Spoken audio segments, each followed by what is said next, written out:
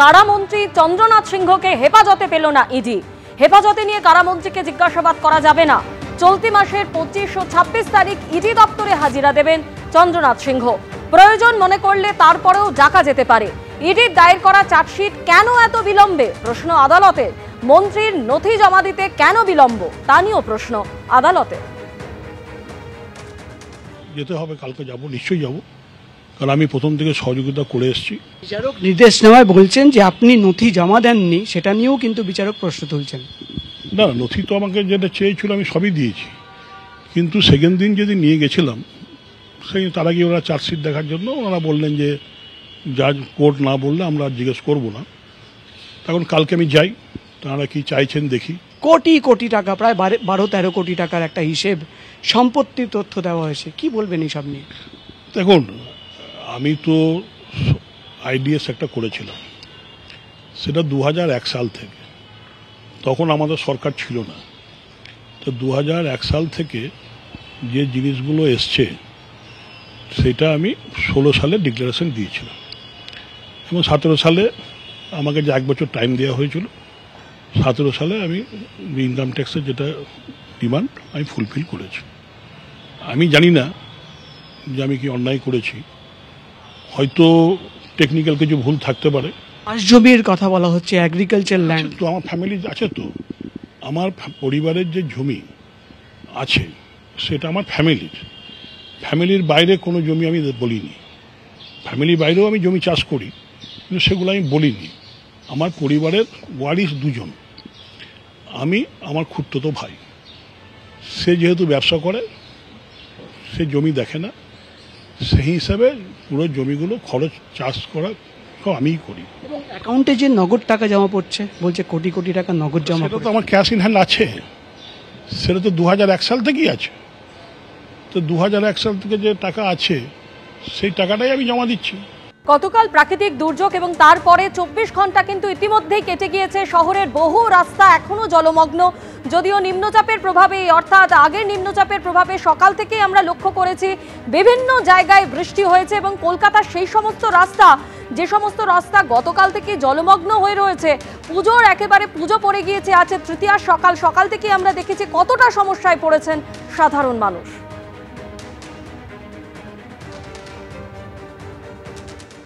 সেটা হবে 27 তারিখ, এই একদিন।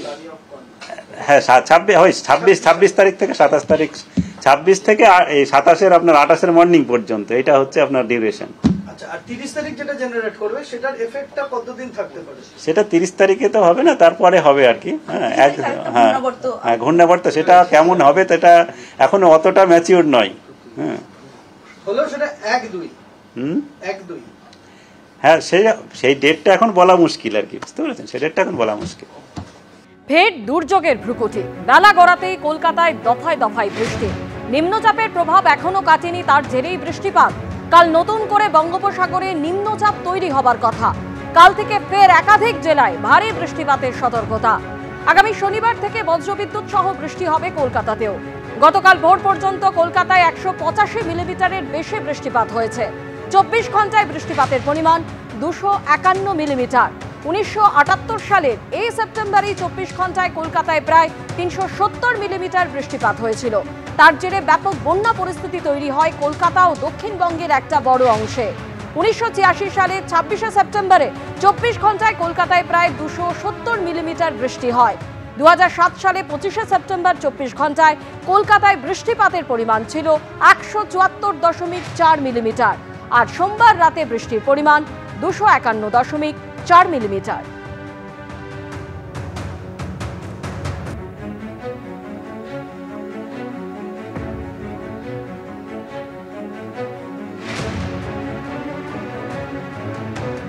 দুর্যোগে 24 ঘন্টা কেটে গিয়েছে, এখনো কলকাতার বিভিন্ন জায়গা জলমগ্ন। দেখাবো পদ্মপুকুরের ছবি, সেই ছবি তুলে ধরেছেন আমাদের প্রতিনিধি অর্ণব মুখোপাধ্যায়।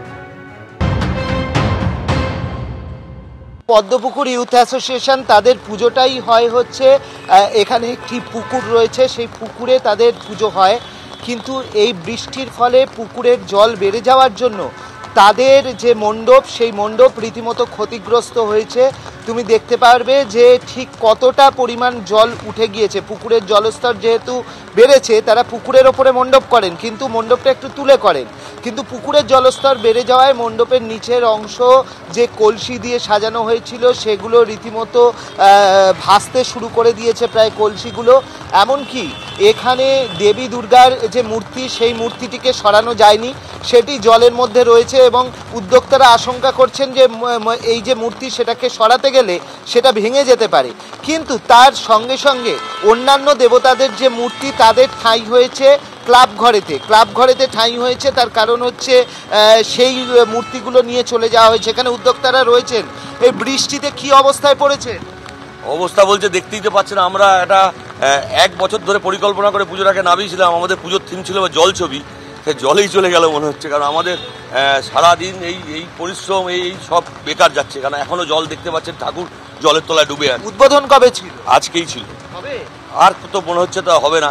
আমাদের এবারে একটা উদ্বোধনের ছিল হচ্ছে আমরা জল ছবি করেছিলাম। আমার দিদির একটা মেসেজ আমরা এখানে রেখেছিলাম যে জল ভরো যে দিদির যে এটা আমরা সেটা মেসেজের মধ্যে রেখেছিলাম, কিন্তু কিছুই আর হবে বলে মনে হচ্ছে না। অবশ্যই জল ভরো তারা মেসেজের মধ্যে রেখেছিলেন, কিন্তু তোমাকে এই মুহূর্তে দেখাবো যে বাদবাকি যে প্রতিমাগুলি রয়েছে সেই প্রতিমাগুলি কিন্তু এই যে এখানে প্রবল বৃষ্টি শুরু হয়েছে এই মুহূর্তে তোমাকে বলছি যে আমরা দেখছি এই যে পাম্প লাগানো হয়েছে। তুমি দেখো এখানে পাম্প দিয়ে জল বের করার চেষ্টা করা হচ্ছে, কিন্তু প্রবল বৃষ্টি হয়েছে এবং প্রবল বৃষ্টির মধ্যে অন্যান্য প্রতিমাগুলো এই মুহূর্তে তোমাকে দেখাবো যে আমরা আস্তে আস্তে যদি ক্লাবের দিকে প্রবেশ করি তাহলে এই দেখো এখানে প্রতিমাগুলি রাখা হয়েছে। অর্থাৎ এখানে কার্তিক, গণেশ, দেবী সরস্বতী, দেবী লক্ষ্মী তাদের মূর্তি রাখা হয়েছে এখানে। এবং নিচের দিকগুলো এই দেখতে পাচ্ছ যে প্রতিমার পায়ের অংশ কিন্তু ক্ষতিগ্রস্ত হয়েছে, অর্থাৎ জল লেগে ক্ষতিগ্রস্ত হয়েছে। ঠিক এরকমই অবস্থা, মণ্ডপ থেকে প্রতিমা সরাতে হয়েছে।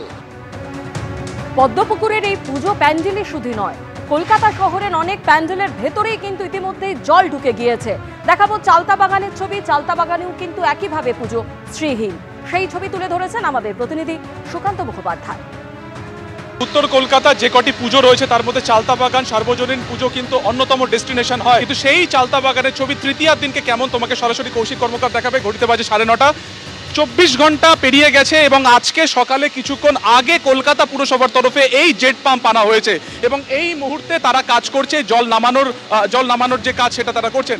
এই রাস্তা যত সামনের দিকে যাচ্ছে জলস্তর কিন্তু ততটাই বেড়েছে। এই হচ্ছে প্রথম একটি মণ্ডপ তোমাকে দেখাবো।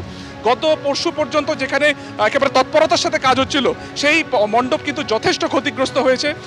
একেবারে মণ্ডপের ভেতরে জল ঢুকে গেছে, অনেকটাই ক্ষয়ক্ষতিগ্রস্ত হয়েছে। সেখানে পেন্টিং যা ছিল সবটাই নষ্ট হয়ে গেছে এবং সবথেকে গুরুত্বপূর্ণ হচ্ছে চালতা বাগান সার্বজনীনের যে পুজো, সেই পুজোও কিন্তু একই রকমভাবে ক্ষতিগ্রস্ত। ফলে তৃতীয়ার দিনকে আজকে চালতা বাগান, যেখানে দর্শকদের আসার হয়তো আর দুদিনের মধ্যে তাদের একটা সম্ভাবনা ছিল, তারা ঠাকুর দেখতে আসতেন, সেখান থেকে দাঁড়িয়ে এলাকার যে ছবি, অত্যন্ত ভয়াবহ ছবি, সেখানে কিন্তু কোনোভাবে কাজ করাই যাচ্ছে না। কথা বলবো, প্যান্ডেল তো ক্ষতিগ্রস্ত হয়েছে প্রচুর। প্রতিমা জলের নিচে, প্রতিমার ওখানেও জল, হ্যাঁ জল চলে গেছে। গণেশ লক্ষ্মী জলের নিচে চলে গেছে পুতুলগুলো। এখানে এই যে এখন কাজ তোমরা করছো, কতদিনে কমপ্লিট হবে? আজকে তো ষষ্ঠীর আগে কমপ্লিট দিতে পারবো না। আরো একবার ছবিটা দেখাবো। এই হচ্ছে মণ্ডপে ঢোকার ছবি। সামনের দিকে যেটা এখানকার যারা মণ্ডপের কাজ করছেন তারা বলছেন যে দুর্গা প্রতিমা মহালয়ার দিনকেই চলে এসেছিল, কিন্তু ভেতরে গতকালকে অনেকটাই জল চলে গেছিল। দেখতে পাচ্ছ গোটা ইলেকট্রিসিটি অফ করে দেওয়া হয়েছে গোটা মণ্ডপের। এখানে এই যে ঠাকুর ক্ষতিগ্রস্ত দেখা যাচ্ছে পরিষ্কার, যেটা যে বললো এখানে লক্ষ্মী গণেশ সহ যে সমস্ত ঠাকুর ছিল সমস্তই কিন্তু পুরোপুরি ভেসে গেছে, ঘরে পরিণত হয়ে গেছে। শুধুমাত্র মা দুর্গা এখানে রয়েছে, সেটা সেই মা দুর্গার যে একেবারে যে মূর্তি, সেইটুকু বিগ্রহ সেটা কিছুটা একেবারে থাকলেও অক্ষত থাকলেও লক্ষ্মী গণেশ কার্তিক পুরো মাটি গলে গিয়েছে, যার নিচে রাখা ছিল ঘরে পরিণত হয়েছে। ফলত নতুন করে এখানে বায়না দেওয়া, নতুন করে কবে এখানে ঠাকুর আসবে সেটা নিয়ে কিন্তু উঠছে প্রশ্ন। আশপাশের যে সমস্ত দেখা যাচ্ছে ইলেকট্রিসিটি পুরোপুরি বন্ধ এবং এখানে একটা পুরনো কলকাতার একটা চালচিত্রকে তুলে ধরার চেষ্টা হয়েছিল লোহার আকার দিয়ে। চালতা বাগানের পুজো আমরা জানি যে এই ধরনের মানে একেবারে বিষয়কেই সামনে রাখা যায়। দেখা যাচ্ছে যে এরকম যে টিনের শেড বেঁকে গেছে, সামনের দিকের যে মণ্ডপের যে সামনের দিকের ছবি তা কিন্তু ব্যাপক ক্ষতিগ্রস্ত। চালতা বাগানের দুটি যে বড় পুজো রয়েছে তার মধ্যে একটি পুজোর প্যান্ডেলে তোমাকে ছবি দেখালাম, যেখানে একেবারে দুর্গা ঠাকুর ছাড়াও অন্যান্য লক্ষ্মী কার্তিক, গণেশ, সরস্বতী মায়ের যে মূর্তি তা কিন্তু পুরোপুরি গলে গেছে, খড়ে পরিণত হয়েছে। ফলত সার্বিকভাবে গোটা যে মণ্ডপ এলাকা ব্যাপক ক্ষয়ক্ষতি হয়েছে সোমবার দিনকে এই বৃষ্টির জেরে। বুঝতেই পারছেন উৎসবমুখী মানুষের কিন্তু মন খারাপ, কারণ একদিকে যেমন বহু পুজো প্যান্ডেলের মধ্যে জল ঢুকে গিয়েছে, অন্যদিকে রাস্তার অবস্থাও বেহাল। 24 ঘন্টা দুর্যোগের পেরিয়ে যাবার পরেও বহু রাস্তায় এখনো জল যন্ত্রণা রয়েছে। দেখাবো বালিগঞ্জের ছবি, সেই ছবি তুলে ধরেছেন আমাদের প্রতিনিধি অনির্বাণ বিশ্বাস। এই মুহূর্তে কিন্তু নতুন করে বৃষ্টি, এই যে দুর্ভোগ, সেই দুর্ভোগকে কিন্তু আরও কয়েক গুণ বাড়িয়ে দিতে পারে। এই মুহূর্তে যে কনফিল্ড রোডে রয়েছি আমরা, কনফিল্ড রোডের মুখে যে পূজা প্যান্ডেল রয়েছে আমরা সেটাকে একবার দেখাবো। অগ্রদূত সংঘের পূজা প্যান্ডেল, এবং সেই পূজা প্যান্ডেলের অবস্থা দেখো, গত দুদিনের বৃষ্টিতে কার্যত নিচের যে পোর্শন প্যান্ডেলের সেটা কিন্তু ধ্বংস হয়ে গিয়েছে। এবং এই মুহূর্তে প্যান্ডেলের যারা কর্মীরা ছিলেন, যারা ডেকোরেটরের কর্মীরা ছিলেন, তারা কিন্তু প্যান্ডেল এই অবস্থাতে রেখেই চলে গিয়েছেন। আমরা পুজো উদ্যোক্তাদের সাথে কথা বলবো একবার, যে প্যান্ডেলের এরকম পরিস্থিতি কবে হলো আপনাদের? এইটা হয়েছে যখন বৃষ্টিটা হলো প্রায় 1:45 সময়, আফটার দ্য মহালয়া ডে, সকাল মিডনাইটে, তখন এটা হয়েছে। তারপরে জল বাড়তে রইল, বাড়তে পরে তারপরে এই তিরপলটা থেকে জল পড়ে যখন এটা ভেঙে পড়ে গেল, তারপরে এই পুরো ড্যামেজ হয়েছে। লাকিলি ঠাকুরটা বেঁচে গেছে আমাদের। এই ধরনের সমস্যার মধ্যে দিয়ে কিন্তু মানুষজনকে এখানে কাটাতে হচ্ছে। ফলত বালিগঞ্জ আমরা দেখেছি সকাল থেকে যে ছবি দেখাচ্ছিলাম, কখনো বালিগঞ্জ ITI, কখনো মার্লিন পার্ক, কখনো সেটা কনফিল্ড রোড, বা কখনো সেটা বালিগঞ্জ প্লেস, এই সমস্ত চত্বরে জল কিন্তু নামেনি। এবং তার সঙ্গে কিন্তু পাল্লা দিয়ে নতুন করে বৃষ্টি শুরু হয়েছে। এই বৃষ্টি যদি চলতে থাকে তাহলে যে পরিস্থিতির মোকাবিলা কলকাতা পুরসভা করবার চেষ্টা করছে, সেই পরিস্থিতির মোকাবিলা কতটা আদৌ কাজে লাগবে সেটা নিয়ে কিন্তু সন্দেহ রয়েছে। দুধের গাড়ির যিনি চালক কাম মালিক রয়েছেন তার সঙ্গে কথা বলবো। তিনি কিন্তু প্রায় পরশুদিন রাত্রির থেকে এখানে রয়েছেন। আপনি তো এই গাড়ি পরশুদিন রাত্রির থেকে আটকে রয়েছে। আমার সামনে দুটো গাড়ি অবিকল হয়ে পড়ে আছে। আমি তো এখানে আছি, আমার গাড়ির কিছু হয়নি। আমি গাড়ি এই দুবার স্টার্ট করলাম, কিন্তু এই রাস্তা পুরো জলের জন্য বোধহয় ওই গাড়িগুলো খারাপ হয়ে গেছে, তার জন্য আমি যেতে পারছি না। আমি আরও একবার চেষ্টা করলাম এখন, যদি একবার হয়, কিন্তু হলো না। আমি পরশুদিন রাত্রি 3:25 থেকে দাঁড়িয়ে আছি। খাওয়া দাওয়া কি করছেন? 1.5 দিন ধরে আটকে রয়েছেন এখানে? আমি এখনো কিছু খাইনি, শুধু জলটাই আমার আছে। পায়খানা, বাথরুম সব বন্ধ, এবং খাওয়া দাওয়া এখানে পুরো দোকান বন্ধ। আমি ঘুরে দেখেছিলাম, তার জন্য কিছু খেতেও পারিনি, জাস্ট শুয়ে আছি আর জল খেয়ে আছি। সবচেয়ে সমস্যায় পড়বেন এখানকার সাধারণ মানুষ, যারা কিন্তু নিত্যদিন এখানে থাকেন এবং প্রত্যেক দিন তাদের যে দৈনন্দিন কাজ, সেই কাজে ইতিমধ্যে ব্যাঘাত ঘটেছে। এবং নতুন করে যদি বৃষ্টি হয় সেই সমস্যা আরও বাড়বে।